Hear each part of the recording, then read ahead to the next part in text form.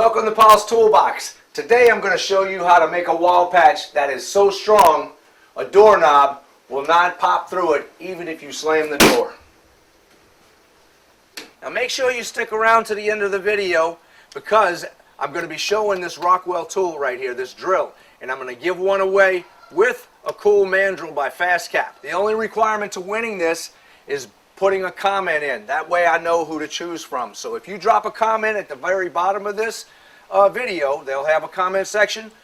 Put a comment in and hit like if you don't mind, and I will be giving one of these away from one of the people who comment. A few years ago I redid this entire room, and I scraped the popcorn ceilings off. I have videos showing how to do that and how to get a smooth ceiling. Well, when I did it, on the back of the door I put one of these stoppers. It's a spring-loaded stopper to kind of slow the door down. I also have a spring at the bottom down here.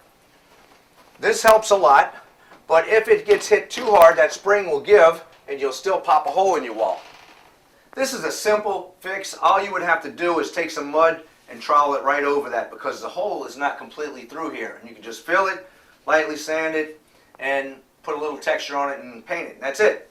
Don't tell my wife I did this. This is a 4-inch hole saw, and this one is a 4 1/4. This is going to give you an exact 4-inch hole. This one is going to give you an exact 4 1/4-inch hole because you go by the outside diameter. With this being 1/8 of an inch thick, and that's what the thickness is on your hole saws, that's the thickness of the blade, you will drill a 4 1/4-inch hole in there, but your plug is going to be 4 inches. And that's the key to this.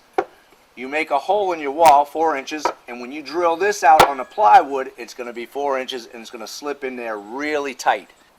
I've been doing construction for over 25 years, and a lot of mandrels have given me trouble on a job. When you go to take the hole saw off of it, it will bind and you have a hard time getting the piece out of there. Well, let me show you this one. This is a fantastic mandrel, and it's made by FastCap. I actually met the inventor of it, and he's a really cool guy. He's very versed in construction, and that's how he invented this. You get inventions a lot of times from the people who do it because they're in that field and they know what the troubles that you have are, and they learn how to fix it. And that's how I came up with a lot of my inventions, from trial and error on the job. Now this is how easy it is. This is a quick release on here. You take your mandrel, you push it on the hole saw. You turn it back a 1/4 turn, and that's it. It's locked in place. When you go to remove it, all you do is take that and turn it, and it pops right off. And it'll pop your piece out real easy too. We'll take the larger one and drill our plug out. Pop it right off. There's my plug. On my previous video, I showed how to make this template, and this template is set up to where I can make my holes anywhere I want without having my pilot bit. We're going to go ahead and drill a hole in here, and this will be my template. But this is fantastic when I bring it to different job sites, or whenever I need it. I don't have to worry about having a pattern. I'll have all my patterns with me. We'll take it and we'll set it right in the center of my hole, because you know that's where the center of the doorknob is. And we're just going to put a couple of little screws in here to hold it in place. 2 of them will do. You can do all 4 if you want. You just want to make sure this thing doesn't spin around. So don't suck it into the wall and make it spin. You want that the threads on this to hold it. So I'm using coarse thread screws for this, drywall or all-purpose screws. So now we can take this in reverse, spin it a little bit, get it in there.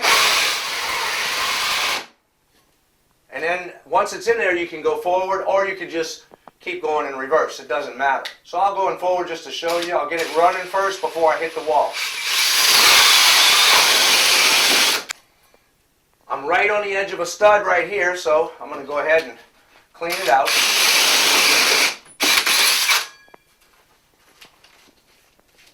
Now, the center of this did not catch the stud, but when I do this, I'm going to be able to put a little block back here and run some screws in it, and it's going to be super strong. If you don't have a stud back there, it doesn't matter. It's not going to hurt anything. You're going to make it strong either way.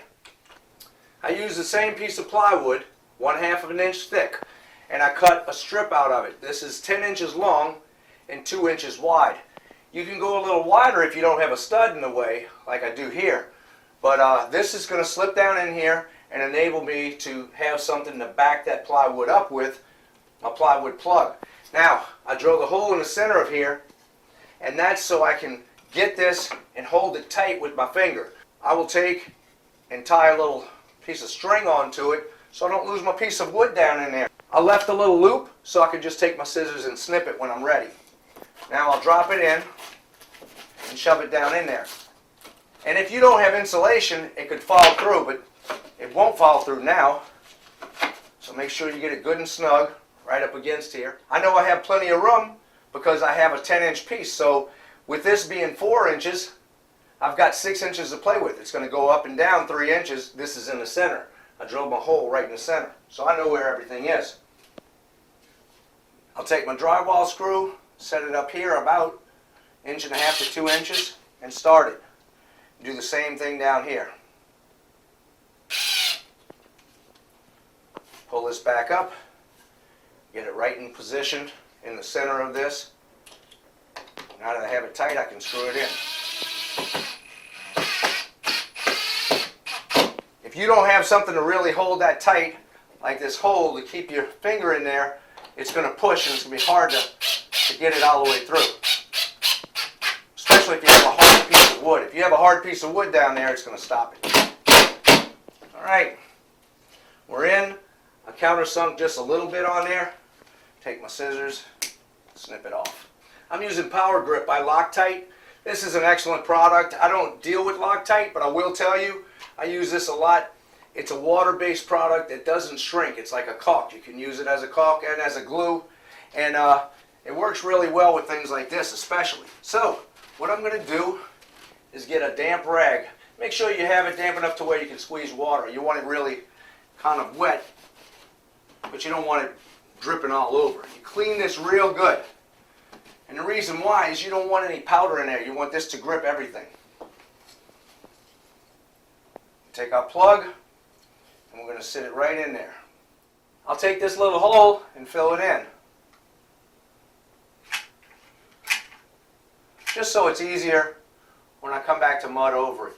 The mud will stick on that. And I'm using 1 grit sandpaper. It only takes a second to knock it down. When you're doing a patch and you have a painted wall, you want to sand that off even if it's smooth, if you don't have texture on there, because you want to rough this up to give that drywall mud something to stick on. Always whip your mud up. Never take your mud right out of the bucket and try to put it on your wall. You're going to have a mess. This right here is just a simple cake mixer. You can put this on your drill and just whip up a little on the top without making a mess, and then you can use it that way. If you don't have much, just take it and mix it yourself by hand. You can just push it up against your pan and whip it up. You really want this creamy. You want it to look like cake icing. You just whip it or stir it back and forth like this, and that will loosen it up and make it real creamy.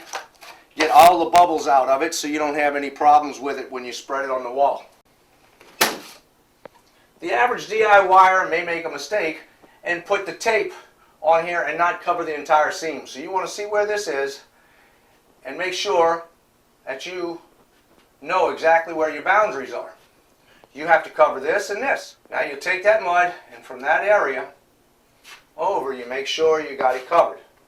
You can put this on heavy because I'm going to take this tape and wet it. And if you wet that tape, it's going to squeegee everything out. If you leave it dry and you're not used to this, what you will do is possibly put too much underneath it and not get it all out of there, and you're going to have a lump, or you won't put enough. You might squeegee too much out of it. If you don't have that feel, you'll get too much out of it, and then when you come back over to paint it, it'll lift up. If you have a spot where there's no mud behind it, it'll just bubble up. And I've seen new construction jobs like that with guys that know what they're doing. When you're doing an entire house, they'll make a mistake here or there and not get it all the way under there, and it will blister up when you come back to paint. So just make sure you cover your bases. I'm going to take this tape and I just wet it. Just put it in a little thing of water. Now I know I can go right here because I'm within this boundary. You go right over it a little bit because that's going to squeegee out, don't worry, and overlap it just a tiny bit. Your next piece is going to overlap that. It's real thin, paper's real thin, so it's not going to matter. If you use something like the tape, the fiberglass mesh, that can leave you a lump, and it's a little bit harder to get clean. So we'll put it over this. Make sure I cover over it. Now, when I get this over here, I'm going to pull it out, clean my blade off, hold one end, and squeegee it all out. And get it really tight.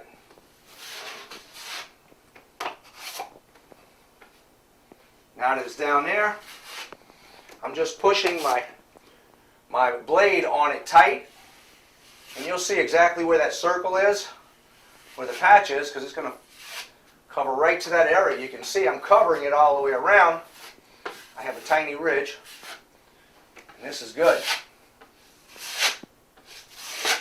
I just feather it off some, clean off the sides, and this is good and flat.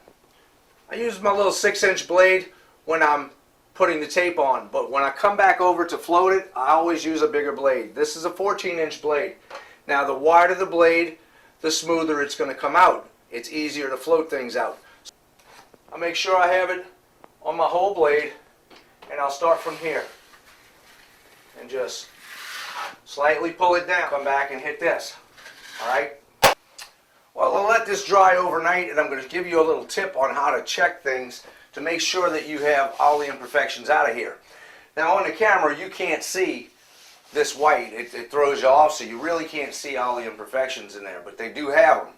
This light right here is small. That's what I want. A small one that'll hug the wall.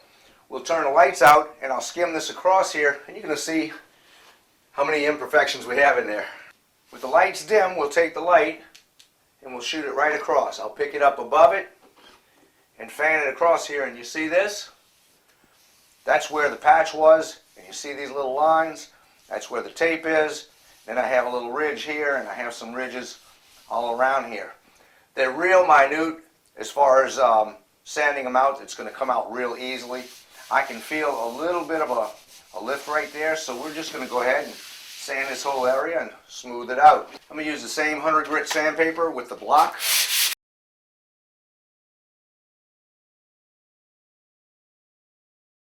You want to make sure you get all the edges real well and feather it out into your texture, because that's where your transition is, and you don't want to see a patch.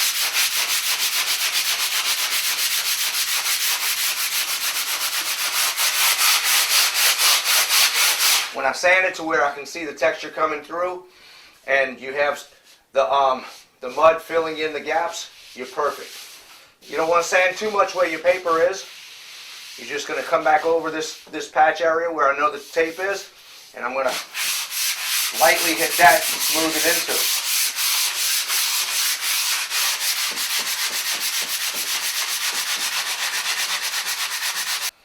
Right here I have a little bit of fraying on the tape. That's fine. We didn't go through, I just barely hit it. So I'm going to put a skim coat right on here, a real light skim, let it dry, and it's not going to take long to dry. I'll come back over and lightly hit it, and we're ready to texture. Always look at your blade. Look down the edge of it and make sure you have a straight blade, because if this thing is bent, if you hit a nail, or if it was in your toolbox and something happened and it has a nick or a little ding in it or anything like that, when you go to feather it out, you're going to have a groove, and you're not going to be able to get rid of that groove as long as you have a defect in this blade. So make sure you look at your blades, keep them in order. I always keep them in a tray where they don't get knocked around, because that's real important to have a tight blade. You always want to take this and wipe it down with a little water before you do anything and put mud on it, because if you have any kind of piece of trash, anything, a crumb, when you drag that along here, you're going to see tracks, and people get frustrated when that happens. They don't realize why it's happening, but that's the cause of it. Doesn't take much mud at all on this, and it's going to dry real fast. Even with regular mud rather than hot mud.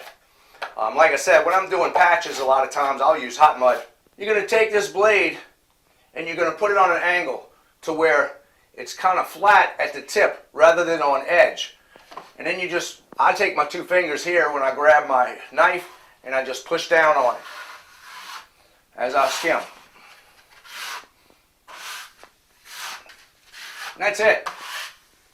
The second pass is dry. Now all we have to do is feather it out so we can spray it. You don't want to put a lot of pressure on this. You just want to slide the 100 grit sandpaper along there with this flat surface and have it clean it up real well. Then you'll clean up the edges real good. Now you'll put pressure on these because you want to get into the texture of the wall some, so you can feather it in. Now that it feels real smooth, I'll come back over with a wet rag. You don't want it to where it's squishing all over. You just want it good and damp. You could wring a little water out of it if you wanted to, but it's not dripping all over me. And you just wipe all the edges. Make sure everything's smooth. All you'll do is wipe it here a little bit just to clean the dust off, because you don't want to have all that drywall dust on there when you spray it. I'm trying to make this easier for the DIYer, so I'm going to be using a can of Homax spray rather than my hopper. And this is a real small patch, so this works real well. This is called Homax Wall Texture, and it's oil base.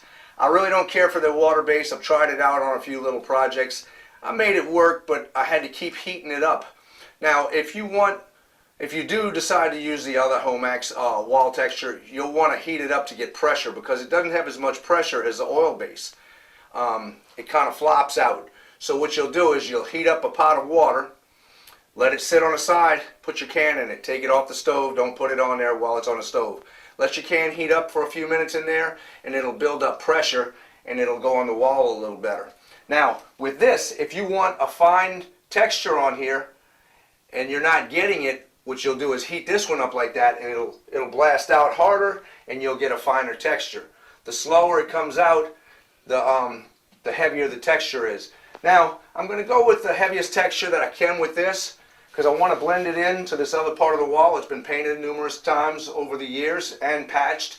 So what I'm going to do is spray that on here, and then I can come back over with 220 or 400 grit sandpaper and lightly hit it on the areas, because this is rounded off. It's not pointy like this will be. This will be a little bit sharper, not pointy, but the other part is flat because paint has been on top of it a few times, rolled on top of it. So we'll take and lightly hit that with sandpaper, and it'll come out just right. You won't even be able to tell. So I'm going to take this, shake it up a little more. I've already shaken it up pretty much, and we're going to shoot it onto a piece of cardboard. You always want to test it out on something before you put it on your wall. Not that you can't fix it, but it makes it easier. So I'll take it here, and I'll lightly hit it, and you can see. I'll go in a little circular pattern, and you can kind of see the texture on there. It's not a heavy texture, and that is their heavy texture. If I turn this over to light, it's going to blast out harder. You're going to hear it. And that gives you a lighter, smaller texture on there. This is your heavy, and this is your light. It's not going to be as controllable as a hopper would be, because a hopper you can really go heavy and go very fine. I'm taking about 24 inches away. Fumes on this are pretty strong, so you'll want to wear some type of mask.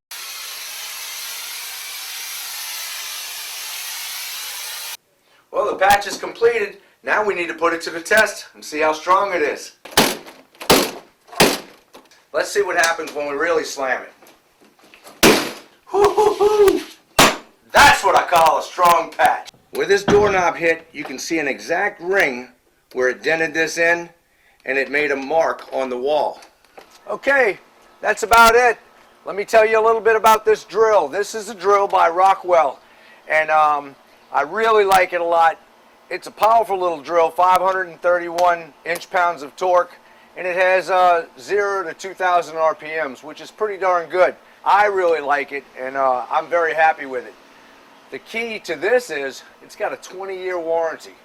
20-year warranty on the motor, on the drill itself, and a 20-year free replacement on the batteries.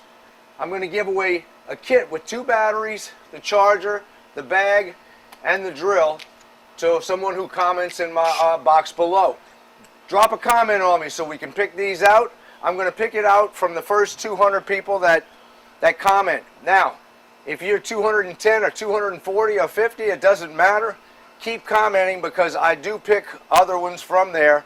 And if I get a chance to get another one, I will send that out too and pick a winner. I'm also going to give away the quick mandrel by Fastcap. I'm going to put this in with the drill.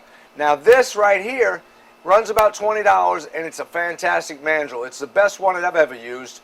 And Fastcap has a lot of great products, so check them out too. I will see you on the next project. Don't forget to subscribe. Check out Paulstoolbox.com for all my archive videos. And don't forget, respect the flag and thank our veterans whenever you see them.